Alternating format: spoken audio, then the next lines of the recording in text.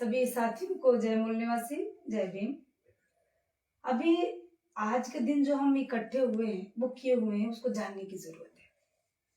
वो जानने की इसलिए जरूरत है कि जो हम लोगों को 2 वोट का अधिकार डॉक्टर बाबा साहब आम्बेडकर ने दिया था, वो वोट हमारे से खत्म किया जा रहा। और वो किसके द्वारा खत्म किया जा रहा? ईवीएम मशीन के द्वारा। इसलिए ईवीएम मशीन के विरोध में केंद्रीय चुनाव आयोग पर विशाल महामोर्चा लेके 26 नवंबर 2023 को जा रहे हैं। और उसके लिए हम लोग घर घर देश के हर राज्य में जाके बहुत सारे लोग इसको बताने का काम कर रहे हैं। क्योंकि वो जो ईवीएम है वो हमारे वोट की जरूरत नहीं है। अगर जो हम वोट देते भी हैं तो वोट किधर जाता है हमको पता नहीं लगती है, क्योंकि हम वोट इनको देते हैं, वोट इनके पे चला जाता है और मशीन के अंदर पता नहीं लगती है। राजा इनको बनाना चाहते हैं, राजा दूसरा बन के आ जाता है। तो ईवीएम मशीन हमारे वोट की चोरी करती है, हेरा फेरी करती है, जिसके वजह से जो 2 वोट का अधिकार डॉक्टर बाबा साहब अम्बेडकर ने लड़के दिलाया था। 2 वोट का मतलब होता है कि केवल हम वोट देके दूसरों को राजा बनाते आ रहे हैं, लेकिन उसी वोट से हम राजा भी बन सकते, उस वोट को डाल के। लेकिन हम लोग राजा बनने के लिए कभी वोट नहीं डालते, खुद को राजा बनने के लिए वोट नहीं डालते हैं, लेकिन दूसरों को राजा बनाने के लिए हम लाइन से वोट डाल के आ जाते हैं। और बाबा साहब को इतने दिन होगा कि वे हम लोगों को शासक करती जमात बनना, लेकिन आज तक हम लोग शासक करती जमात नहीं बने। अगर जो शासक करती जमात बनते तो आज हम अपने ही सूदना गांव के लाइब्रेरी में गए थे मीटिंग के लिए, उसका ताला नहीं खोला।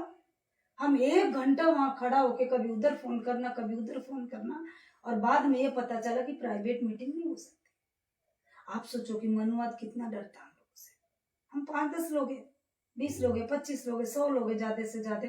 अगर जो हम लाइब्रेरी में बैठ के अपनी बात इस तरह से रखते तो कोई दिक्कत भी नहीं है, ना ही उसका मतलब हम मिस यूज कर रहे हैं।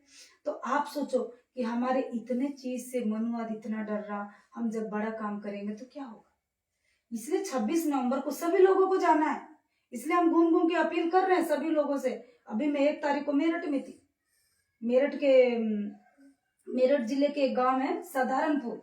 उस साधारणपुर में हमारे एक व्यक्ति थे, उनको मजदूरी किया उन्होंने, कहीं पे मिस्त्री का काम करते थे, अपनी ही मजदूरी मांगने गए तो पता उनको उनके साथ क्या हुआ?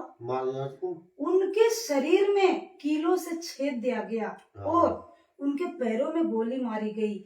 और इवन उनकी बहन, जब हम उस गांव में बैठ कर बहन रो रही थी तो कह रही थी कि वो हमारे भाई के मुंह में गंदे कपड़े डाल के और मुंह में भी कील वो मार रखे थे कि जिससे कि उसकी आवाज न जाए गन्ने खेत में।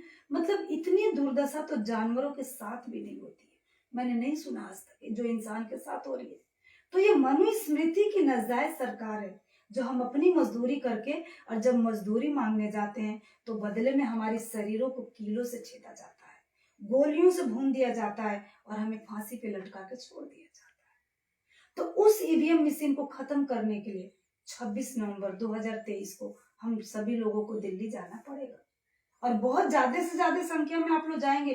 दिल्ली सूदने से दूर नहीं है, हापुड़ से दूर नहीं है, 3 घंटे का रास्ता है। बाय ट्रेन जा सकते हैं, ऑटो, बस, गाड़ी करके, जिसकी जो भी सुविधा है उसके अकॉर्डिंग जाके, और वहां पे हम लोग जो भी पक्ष में लोग बैठे उसको हम बता सकते हैं कि भारत देश की जनता जागी हुई है और आपको ईवीएम मशीन को बंद करना ही पड़ेगा।